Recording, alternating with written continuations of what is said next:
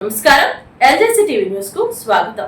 ఎన్టీఆర్ జిల్లా police commissionerate incharge police commissioner Shri Sarvashreshth Tripathi IPS గారి ఆదేశాల మేరకు పోలీస్ కమిషనరేట్ పరిధిలోని అన్ని పోలీసు స్టేషన్ల పోలీసు అధికారులు వారి సిబ్బందితో కలిసి ఆయా పోలీస్ స్టేషన్ పరిధిలోని రౌడీ షీటర్లకు, లా అండ్ ఆర్డర్ మరియు క్రైమ్ సస్పెక్ట్లకు మరియు చెడు నడత కలిగిన వ్యక్తులకు వివిధ సమయాలలో కౌన్సిలింగ్ నిర్వహించడం జరిగింది.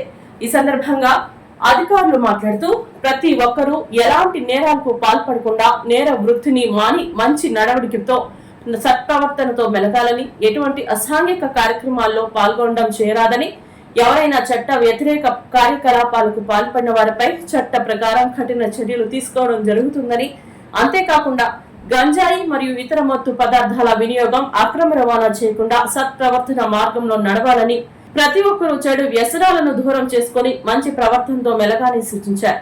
ప్రతి ఒక్కరిపై పోలీసు వారి నిఘా ఏర్పాటు చేయడం జరుగుతుందని, ఎవరైనా ఎక్కడైనా గొడవలు, ఇతర నేరాలలో పాల్గొంటే వారిపై కఠిన చర్యలు తీసుకోవడం జరుగుతుందని హెచ్చరించారు.